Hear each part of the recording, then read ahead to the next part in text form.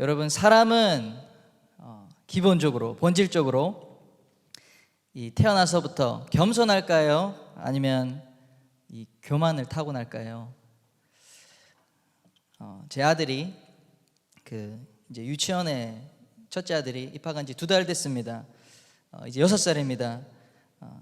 하루는 이제 최근에 밤에 이렇게 자기 전에 기도를 하는데요. 동생이 있습니다. 둘째 이제 아들인데 4살밖에 안 됐는데 동생이 이렇게 기도했어요. 하나님, 더 귀엽게 했는데, 하나님, 장난감 이름이 헬로카봇이라고 있어요. 요새 헬로카봇 사주세요, 이렇게 기도했어요.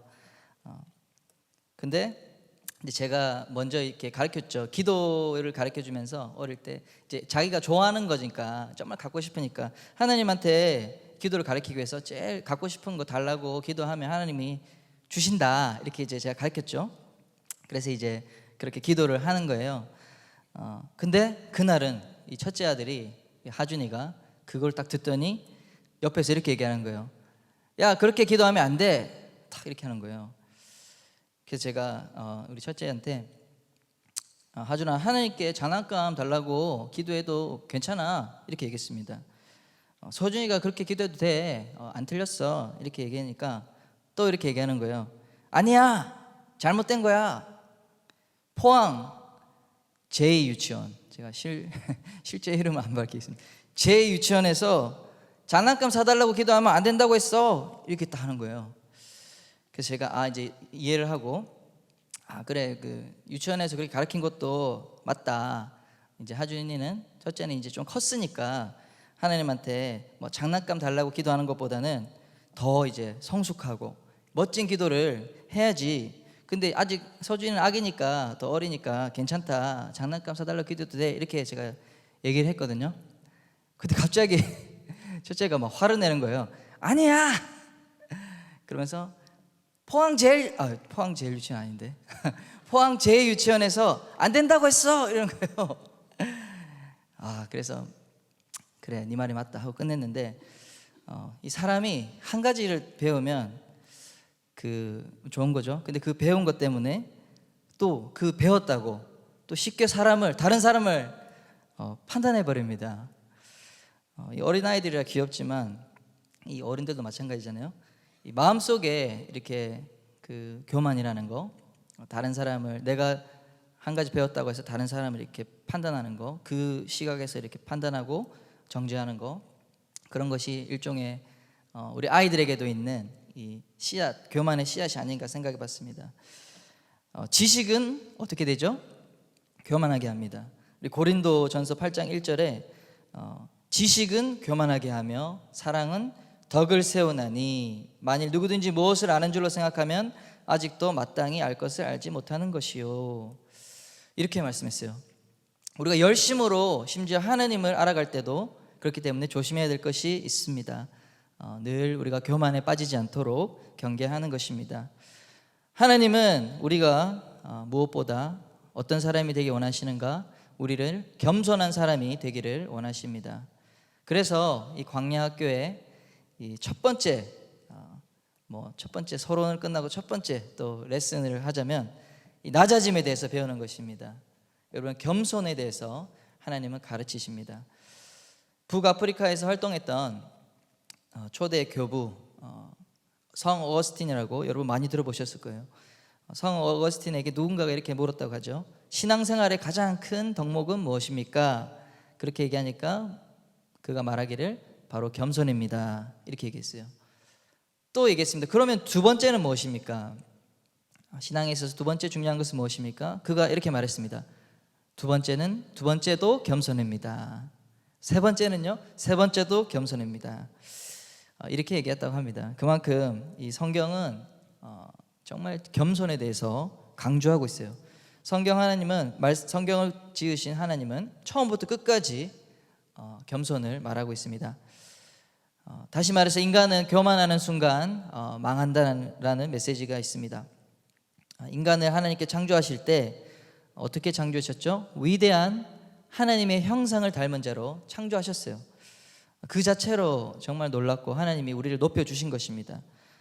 근데 그뿐 아니라 하나님은 이 하나님의 우주적인 창조 사역의 최고 경영자로 인간을 세우셨어요. 아담을 이 모든 만물을 다스리는 왕의 청지기로 이 경영자로 세워주셨어요.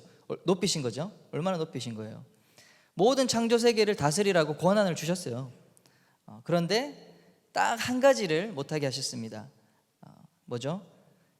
뭐 예수님 처음 믿는 사람들이 또 의아해하는, 또 호기심을 갖는 여러 가지 질문이 있는데, 바로 선악과이죠. 하나님은 선악과를 주시면서 동산 중앙에 두시면서 이것은 빼고 나머지는 마음껏 먹을 수 있고 마음껏 네 원하는 대로 할 수가 있다, 이렇게 하신 것입니다. 선악과를 근데 왜 만들었을까? 바로 그것입니다. 겸손하라 하는 것입니다. 선악과가 없으면 이렇게 고생할 필요도 없는데요, 죄도 없고 지금 이렇게 우리가 인류가 고통할 필요가 없는데 왜 유혹에 빠질 만한 이 단초를 하나님이 이 비밀을 주셨습니까? 이렇게 우리가 질문할 수가 있는데, 다시 말하면 선악과는 이런 뜻입니다. 사람아, 너는 창조주가 아닌 피조물이다. 그것을 기억해라 라고 하는 것이 선악과의 의미인 것입니다. 하나님의 형상을 닮았기 때문에, 또 하나님과 유사한 능력을 갖고 있기 때문에 사람이 정말 또 하나님이 높은 위치에 세워두셨기 때문에 그런 것이죠. 그러나 존재적으로 우리는 하나님께 피조된 피조물이지 인간이지, 말 그대로 사람이지 하나님이 아니다. 그것을 못 박은 것입니다. 그래서 한 가지를 금지시키신 것입니다. 하나님은 모든 게 가하지만 사람은 못하는 게 한 가지가 있는 거예요. 아담과 하와가 이 동산을 뛰어놀다가 중간을 지날 때마다, 중앙에 있다고 그랬잖아요. 중앙에 지날 때마다 보는 거죠. 저 나무는, 저 선악을 알게 하는 나무는 하나님께서 먹지 말라고 하셨지. 이제 이것을 지날 때마다 기억하는 것입니다. 그러면서 하는 말은 또 나는 하나님을 섬기는 피조물이야. 나에게는 나보다 높은 왕이 있어. 정말 하나님이 있어. 나는 그의 종이야 라는 것을 그 나무를 볼 때마다 내가 이것을 못하지, 하나님 나에게 이걸 금했지 하면서 계속 기억하게 하는 것입니다. 근데 만약에 이 동산 중앙에 선악과 나무가 없었다면 유혹이 없었기 때문에 죄를 짓지 않았을까요? 한번 생각해 보겠습니다. 아담과 하와가 이 에덴 동산을 다스리는데 이 선악과가 없었어요. 그럼 어떻게 됐을까? 스스로 내가 이 에덴 동산의 주인이라고 생각하지 않았을까요? 여기는 내가 다스리는, 내가 왕인 곳이야. 그런 착각에 분명히 빠졌을 것이라 생각합니다. 그런 교만에 빠졌을 것이라 생각합니다. 그래서 선악과는 바로 인간이 하나님이 아니라는 것, 하나님이 왕이시라는 사실을 인식시켜주는 우리 겸손케 하는 그런 도구, 겸손케 하는 장치였다고 생각합니다. 근데 이것을 어떻게 인류가, 사탄이 이 겸손케 하는 장치를 파괴시켰죠? 이거를 파괴시키니까 이제 다 파괴된 거예요, 사실. 사탄이 아담과 하와에게 격동케 합니다. 뭐라고 했죠? 속였습니다. 너도 하나님과 같이 될 수 있다. 바로 이 선악과를 먹으면 너도 하나님과 같이 선과 악을 분별하는 지식을 가질 수 있어 라고 속인 것입니다. 그렇기 때문에 바로 교만한, 하나님과 같이 될 수 있다라고 하는 이 교만하게 하는 격동을 한 것이죠. 천사장 루시퍼가 사탄이 되었습니다. 사탄 역시 원죄가 뭐였죠? 하나님의 높은 자리에 올라가고자 하나님을 대적했습니다. 그래서 어떻게 해요? 하나님으로부터 바닥으로 내동댕이 침을 당했습니다. 이것을 볼 때 이 죄의 근원이라는 것은 바로 교만이에요. 인간이 하나님 앞에 무너진 첫 번째 그리고 가장 중요한 본질적인 죄는 교만입니다. 내가 안다 하는 것입니다. 조금 아는데 마치 다 아는 것처럼 그렇게 생각하는 것입니다. 그래서 이 인간은 죄 때문에, 이 교만 때문에 무너졌는데, 인간을 다시 회복시키기 위해서 어떻게 해야 되죠? 하나님께서 이 무너진 인간을 다시 사용하기 위해서 무엇을 처리해야 하는가? 바로 인간 내면 속에 있는, 우리 마음 속에 있는 이 교만이라고 하는 이 깊이 또아리 틀고 있는 이 죄를 통제하는 것을 정말 훈련 받아야 되는 것입니다. 하나님은 그것을 먼저 하기를 원하세요. 하나님이 사용하시는 사람들, 인간 우리 하나님의 사람들을 하나님은 왜 광야 학교로 인도하시는가? 바로 그것 때문에 그렇습니다. 하나님은 왜 나에게 이런 아픔을 주시고 하나님은 왜 나에게 이런 시련과 고통을 주십니까?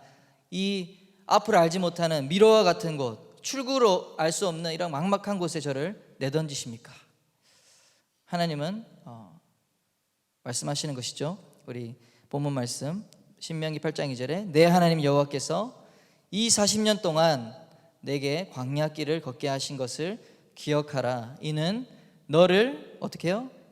낮추시며, 낮추시는 거예요. 우리를 겸손케 하시는 것입니다.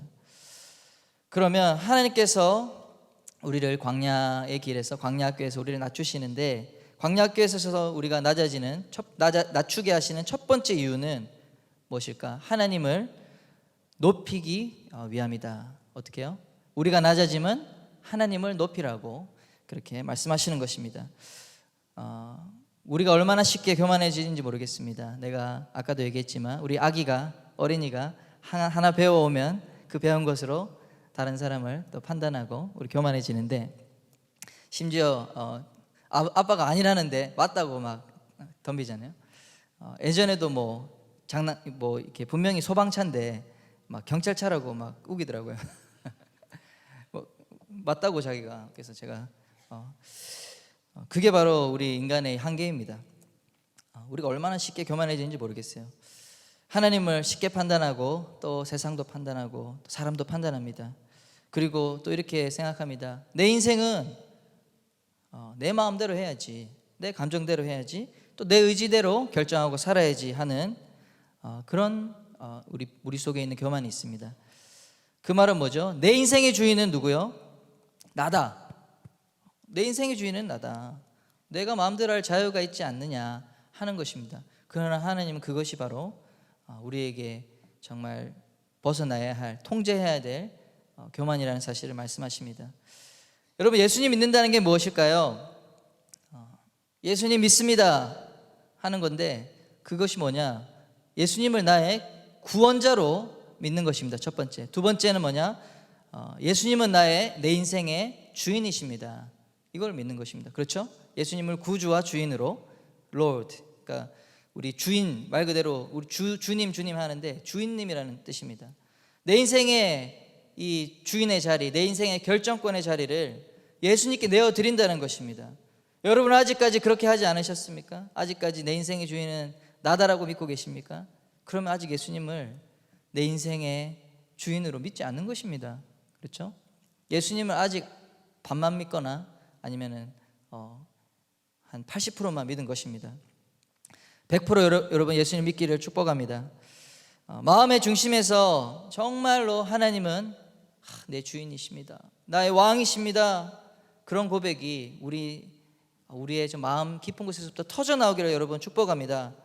어떤 사람이 그렇게 할 수 있느냐?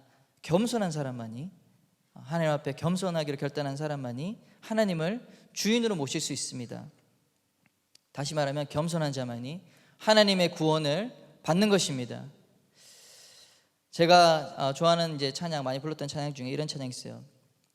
예수 우리 왕이여 이곳에 오소서, 보좌로 주여 임하사 찬양을 받아 주소서. 이런 찬양 잘 아시죠? 예수 우리 왕이요, 예수님이 내 보좌의 왕으로 초청합니다 하는 것입니다. 여러분, 이런 찬양의 고백이 정말 우리 노래로서만 하는 것이 아니라 우리의 진심 어린 고백, 우리 평생의 고백이 되기를 축복합니다. 주님을 높이기 위해서 정말 이 낮아진 사람, 겸손함 훈련받은 그런 사람만이 진정으로 이런 고백 찬양을 하게 됩니다. 여러분, 그렇기 때문에 하나님은 우리를 낮추시는 거예요. 왜요? 하나님을 높이라고. 우리가 낮아지게 하는 하나님의 첫 번째 이유는 낮아짐을 통해서 하나님을 바라보고 하나님을 높이라. 우리의 삶 가운데 하나님을 높이라. 그 메시지를 하시는 겁니다.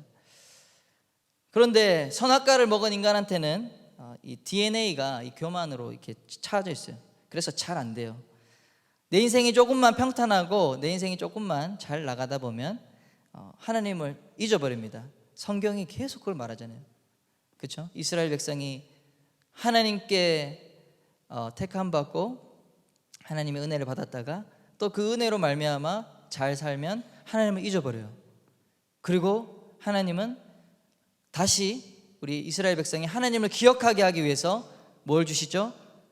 외세가 막 침략을 하고 막 아픔을 주고, 그렇게 하니까 또 정신이 들어서 하나님을 찾아요. 하나님을 그제야 하나님 나의 주인이십니다 또 고백하고, 그게 반복되는 게 사사기죠. 성경은 그러나 그것이 계속 반복돼요.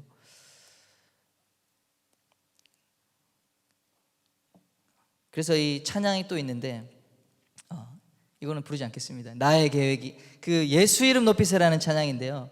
저도 그 찬양을 너무 많이 불렀어요. 보면 2절 가사가 이렇게 돼요. 나의 계획이 실패하고 나의 소망이 끊어질 때 삶의 주관자 되신 그분 앞에 나의 무릎을 꿇어 경배하네. 아멘. 그래서 우리에게 이런 실패의 경험, 또 내 소망이 끊어진 것 같은 그런 경험을 왜 하게 되냐? 하나님을 찾으라고. 그제서야 우리 정말 진심으로 우리 그 예수님을 높이는 그런 고백을 할 수 있기 때문에, 그전에는 우리의 자신을 꽉 차서 하나님 생각하지 않기 때문에 그렇다는 것입니다. 여러분, 혹시나 우리 중에 나의 계획이, 세운 계획이 실패하고 내가 가진 소망이 끊어졌다고 느끼시는 분이 있습니까? 여러분, 절망 속에서 나는 끝났다고, 막 나는 안 된다고 절망 속에서 허우적거리지 마시기 바랍니다. 그게 아니라 그렇게 느낄 때 하나님을 높이는 자리로 나오시길 바랍니다. 하나님을 예배하는 자리로 나오시길 바랍니다. 그리고 하나님 주님이시고 나의 주인 되심을 강력하게 선포하시길 바랍니다. 하나님, 주님만이 내 소망이십니다. 주님만이 내 생명이십니다. 그런 고백을 선포하며 나오고 하나님을 진심으로 고백할 때 우리 안에 있는 이 헛된 소망들이 있어요. 그리고 헛된 욕망들이 다 이렇게 분별이 되는 거예요. 그리고 그런 것들을 다 내려놓고 회개하고 진정으로 하나님, 주님만을 높이는 삶이 되겠습니다. 여러분, 그러한 고백이 터져 나오면 어떻게 돼요? 광야 학교에서 벗어나는 것입니다. 할렐루야. 아멘. 두 번째로 광야 학교에서 낮아지는 두 번째 이유가 있습니다. 그건 뭐냐? 불순종을 예방하는 것이다. 따라 볼까요? 불순종을 예방하는 것이다. 네. 이 무슨 말이냐면, 우리가 훈련을 받고 시험을 받습니다. 그렇죠? 광야에서. 그런데 이것이 이 불순종하는 거, 죄 짓는 거, 이것을 미리 예방해서 예방 차원의 훈련이에요. 이 고통받는 것이 내가 죄 지었기 때문에 심판받는 게 아니라는 사실을 여러분 믿으시기를 바랍니다. 이 본문에 이렇게 얘기합니다. 하나님께서 이 40년 동안 내게 광야길을 걷게 하신 것을 기억하라. 이는 너를 낮추시며 어떻게 해요? 너를 시험하사, 이렇게 말했죠. 시험하시는 거예요. 여러분, 시험이 그 유혹에 빠뜨리는 시험이 아닙니다. 테스트입니다. 테스트. 템테이션이 아니라 테스트입니다. 여러분, 학교 다니시는 분도 계시고 뭐 시험 다 치시는데, 그죠? 중간고사도 치고. 여러분, 나는 시험 치는 게 좋다 하시는 분 있습니까? 나는 뭐 중간고사, 기말고사, 뭐 토익, 토플, 난 이거 체질이다, 그래서 나는 시험 치는 게 좋다 하시는 분 있으세요? 네, 몇 분 있으신지 않은 것 같습니다. 그죠? 저도 진짜 싫어했거든요. 왜 그렇죠? 이 지적으로 노동을 해야 되잖아요. 내 머릿속에 없는 거를 막 집어넣어야 되잖아요, 억지로. 그러니까 그 과정에서 고통이 오는 것입니다. 요새는 막 대학 졸업하면 시험 끝날 것 같은데 대학 졸업해도 막 시험이 끝이 없어요. 대학원 가죠. 또 직장에 가려면 또 시험 봐야 되죠. 자격증 따야 되죠. 뭐 또 직장 들어가면 보고서 써야 되죠. 기획서 써야 되죠. 또 평가 받죠. 그래서 이 시험이라는 게 우리 청년들 인생에 막 평생 따라다녀요. 근데 여러분, 학교 직장에서 시험을 내주는 이유가 무엇일까? 이 잘못했기 때문에, 여러분이 잘못해서 학교에서 똑바로 안 해서 막 고통을 주려고 벌로서 시험을 주는 겁니까? 아니죠. 고통받으라고 막 심판을 받기 위해서 시험을 주는 게 아닙니다. 그럼 왜 시험을 줍니까? 다가오는 인생의 문제들을 해결할 수 있는 그런 지적으로 또 여러 가지 기술적으로 문제 해결의 능력을 키우기 위해서 실력을 쌓으라고 시험을 주는 거 아니겠습니까? 시험을 통해서 우리가 연습하게 되잖아요. 마찬가지입니다. 우리가 우리 인생의 길이 정말 나 광야길을 통과하고 있다라고 생각할 때 여러분 하나님이 저와 여러분을 벌한다고 생각하지 마시기 바랍니다. 실제로 하나님은 우리를 벌하시는 게 아니에요. 하나님이 우리를 광야의 길로 인도하시는 것은 벌하는 게 아니라 유혹하여 넘어뜨리는 이 템테이션이 아니라 테스트입니다. 테스트. 우리를 강하게 하시고 우리를 양육하시고 우리를 더 높은 일을 감당할 수 있는 더 큰 일을 감당할 수 있는 역량을 강화시키기 위한 시험이라는 사실입니다. 여러분 욥이 큰 환난을 겪었습니다. 그렇죠? 근데 막 믿음이 있는 친구들이 찾아와가지고 막 속을 막 긁었습니다. 위로하러 왔는데 그 욥이 당한 심각한 고난 속에서 뭐라고 했냐면 처음에는 뭐 위로하는 것처럼 하다가 이런 말을 했어요. 네가 하나님께 근데 죄를 짓지 않고서야 이렇게 망가질 리가 없지 않겠느냐. 네 속에 숨겨져 있는 죄가 뭐냐? 회개하라. 그리고 전능자인 여호와께 돌아가라. 막 이런 충고를 해줬어요. 근데 이 욥은 그 얘기가 더 마음이 아픈 거예요. 자기는 잘못한 게 없는데, 그렇죠? 그래서 사실 이 미성숙한 충고는 더 큰 상처를 주게 됩니다. 그리고 실제로 욥이 잘못해서 그런 게 아니었잖아요. 그렇죠? 하나님의 선하신 뜻 안에서 욥을 하나님께서 더 크게 사용하기 위해서 하나님께 주신 그런 일이었다는 것입니다. 그래서 우리가 광야의 시험을 당할 때 때로는 우리 안에 있는 그런 두려움, 정죄의식 또는 이 죄책감, 그것으로부터 우리는 자유해야 합니다. 그게 아니라 오히려 내가 이 시험을 당할 때, 광야를 훈련 당할 때 하나님이 나를 훈련하고 있구나, 하나님이 나를 더 성장시키길 원하시는구나, 하나님이 내게 부족한 이 연약한 이 부분을 극복하고 이기라고 이런 훈련 코스를 주시는구나, 그렇게 믿으시길 바랍니다. 그리고 오히려 이제 그런 거죠. 우리가 잘못할 수 있는 죄를 질 수 있습니다. 우리가 세상에서, 그렇죠? 불순종할 수 있습니다. 여러 상황이 왔을 때, 유혹이 왔을 때 그것을 미리 대비해서 훈련하는 거예요. 네가 진짜 내 말을 순종하는지 안 하는지. 그래서 훈련을 하는 거죠. 실전에 가서, 본 게임에 가서 넘어지지 않도록 하나님은 그 목적으로 우리에게 광야를 주신다는 것입니다. 모세가 40년 동안 미디안 광야에서 민초로 이름도 없이 빛도 없이 그렇게 살았습니다. 이방 유목민과 함께 살아가면서 40년이라는 세월을 보냈어요. 그런데 하나님의 이 빅픽처는 뭐였죠? 40년 후에 이스라엘 민족 200만, 300만이나 되는 어마어마한 민족을 이끌고 나갈 지도자로 하나님은 세우기 위해서 모세를 이 광야로 먼저 인도하신 거예요. 그 많은 사람들이 광야에서 살아야 되는데 그 광야에서 살아가는 방법을 또 미리 훈련시키기 위해서 모세를 광야로 이끌어내신 것입니다. 하나님은 40년 동안 모세를 잊어버린 게 아니었습니다. 모세가 광야에서 이 많은 사람들이 텐트를 치고 또 생활할 수 있는 모든 시행착오를 미리 배울 수 있도록 그렇게 이끌어 가신 것입니다. 그래서 모세는 정말 위대한 지도자가 될 수 있었습니다. 요셉도 그렇습니다. 이집트의 노예로 팔려간 요셉이 이 보디발의 하인으로 또 노예로 거기서부터 뭐 했죠? 차근차근 실력을 쌓은 것입니다. 이집트의 이방의 언어도 익히고 문화도 익히고 또 그가 주어진 자리에서 최선을 다했다고 했어요. 그래서 사람들이 보고 인정했습니다. 보디발 집안 이 지배인에서, 집사에서, 관리인에서 이 감옥을 운영하는 또 감옥 행정가로, 그렇죠? 공무원이죠. 그리고 그때 배운 경험을 토대로 이 가장 큰 제국의 총리로서 하나님이 세울 수 있었던 것입니다.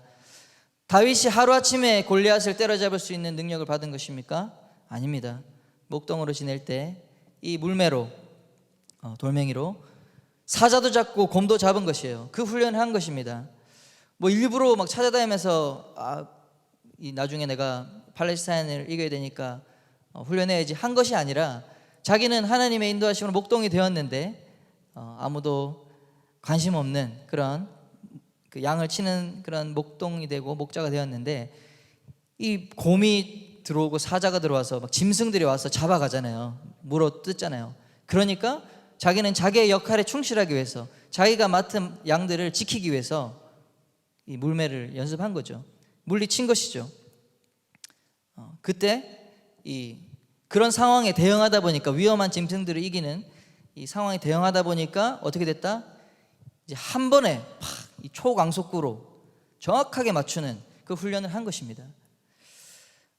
그래서 이제 그 골리앗이 왔을 때도 한 방에 팍 해서 이길 수 있었던 것이죠.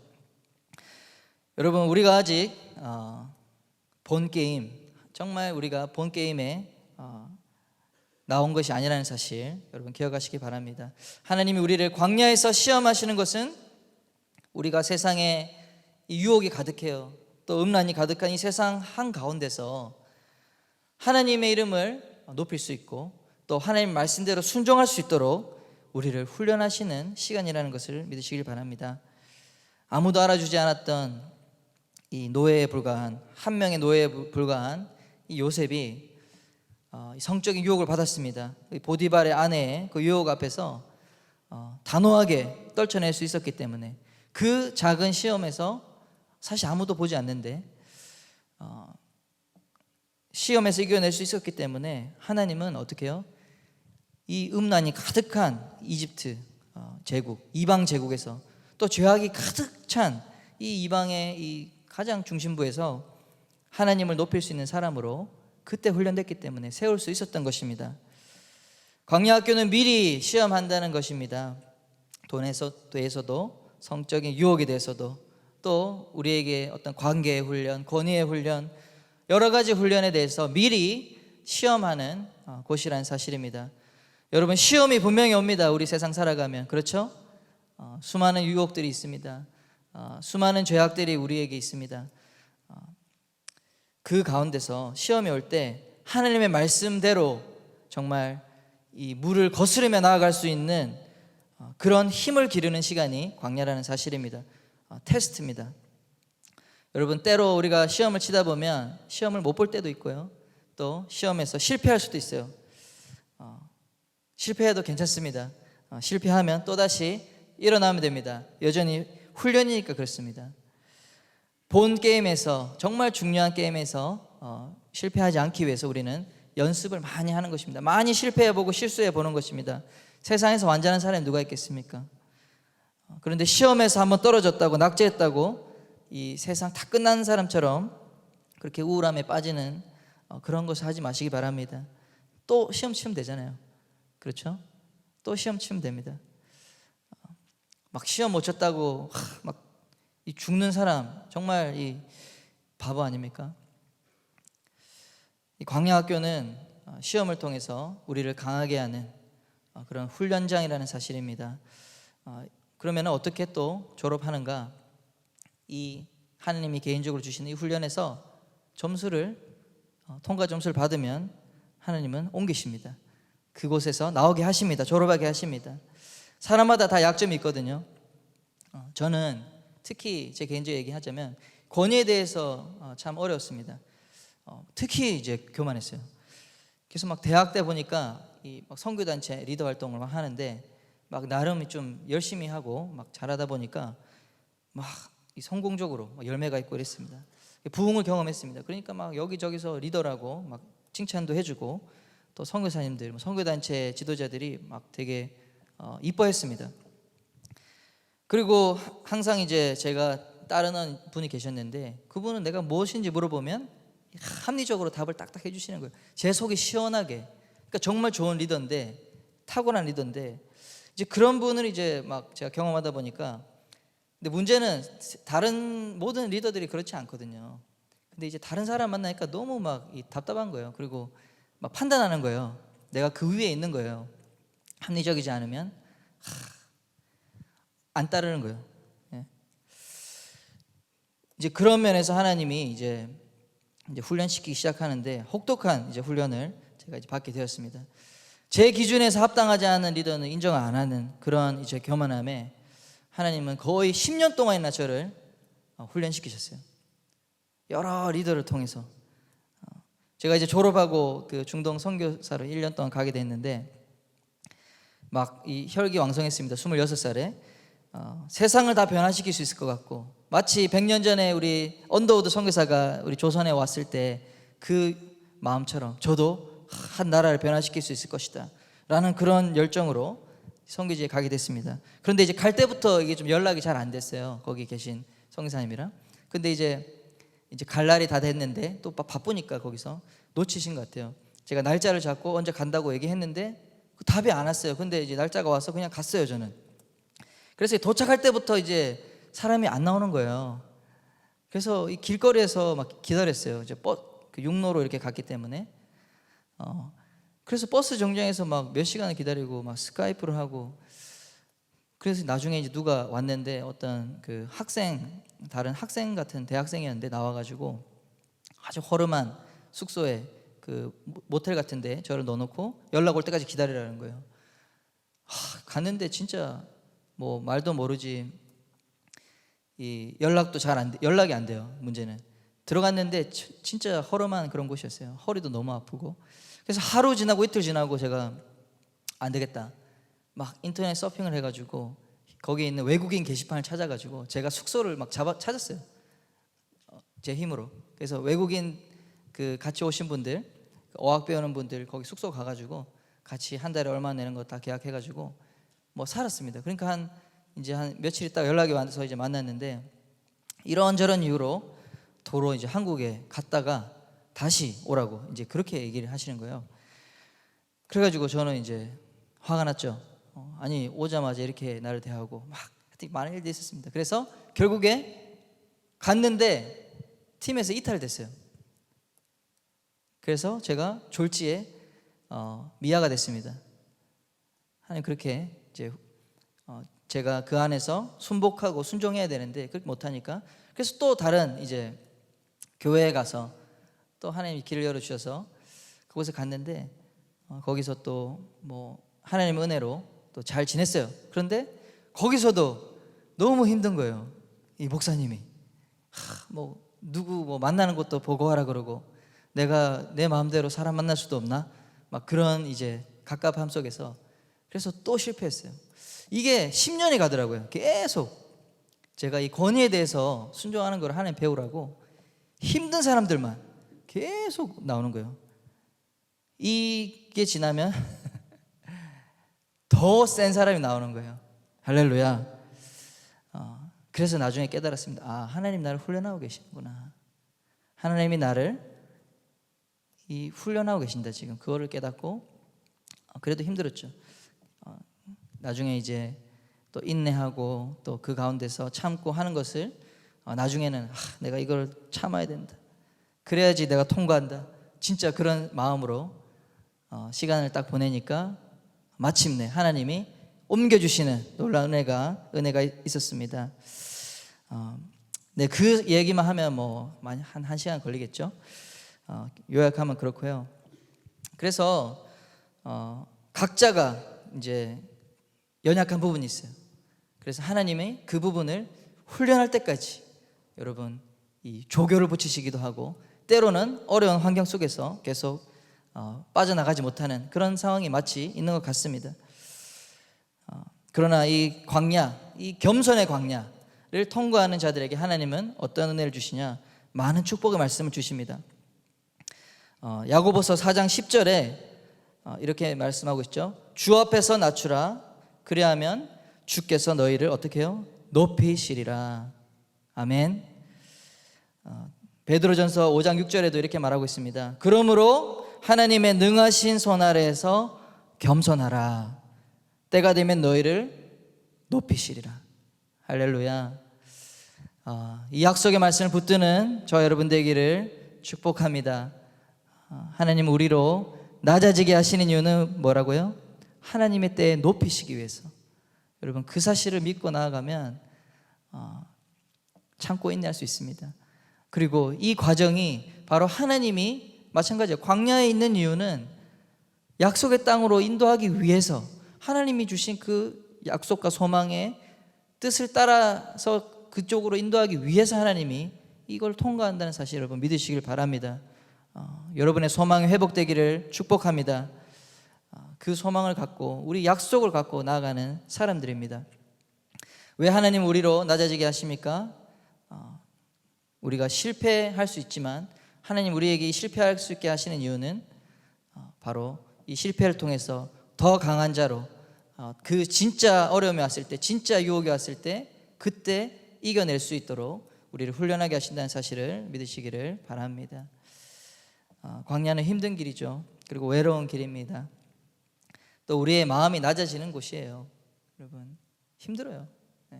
그리고 뭐 힘들다고 해서 말 그대로 힘들어요. 힘들면 쉽지 않습니다. 막 이 유혹에 쉽게 넘어지기도 하고 그렇습니다. 그런 과정에서 우리가 하나님 앞에 무릎 꿇는 것을 훈련하는 것입니다. 여러분 인생에서 그러한 광야가 올 때, 우리의 힘들고 낮아짐이 올 때 하나님을 높이라는 신호라는 사실 여러분 기억하시고 하나님을 찾으신 여러분 되시기 바랍니다. 또 두 번째로 이 낮은 터널을 지나갈 때 하나님은 우리로 강하게 하시기 원하는구나. 우리의 약함을 정말 이 훈련해서 그 부분을 보완하기 원하시는구나. 바로 훈련이라는 사실, 그 훈련, 내가 이거 배우는 과정이다. 이것만 여러분 믿으면 그때부터는 고난이 아닙니다. 배움입니다. 아멘. 그 사실을 믿고 절망하지 않는 저와 여러분 됐으면 좋겠습니다. 우리 마지막으로 사진 한 장 우리 보도록 하겠습니다. 제가 정말 좋아하는 우리 마이클 조던입니다. 이 분이 뭐 성공한 사람이죠. 이런 말을 했어요. 성공하는 법을 알기 위해서는 실패하는 법부터 배워야 한다. 네, 우리 찬양팀 나오시면 좋겠고, 성공하는 법을 알기 위해서 실패하는 법부터 알아야 된다. 그리고 이 사람이 정말 최고의 이 NBA 스타가 되었고, 뭐 모든 스포츠계를 망라해서 통틀어서 1위입니다. 뭐 돈을 번 것도 그렇고 또 유명한 것도 그렇고 모든 분야에서 새 역사를 쓴 사람이죠. 근데 이 사람이 자기가 성공하는 비결, 내가 성공할 수 있었던 비결을 이렇게 얘기하고 있어요. 감사합니다. 나는 9,000번의 슛을 놓쳤다. 그리고 나는 300게임에서 지고 실패했다. 그리고 나는 이 경기에서 내가 이 골을 넣으면 뒤집어서 이길 수 있는데, 역전승할 수 있는데 그 순간에 26번이나 실수했다는 거예요. 실패했다는 거예요. 그리고 나는 살아오면서 계속 실패를 거듭했다. 그것이 바로 내 성공의 비결이다.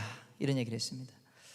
여러분, 우리 가운데 있는 실패와 절망, 실수들이 바로 하나님이 우리로 하여금 진정한 성공을 이루게 해주시고 우리를 언약의 땅, 약속의 땅으로, 축복의 땅으로 인도하시는, 그 정말 인도하시기 위해서, 그때에 넘어지지 않기 위해서 주시는 하나님의 학교라는 거, 배움의 학교라는 거 여러분 믿으시기를 축복합니다.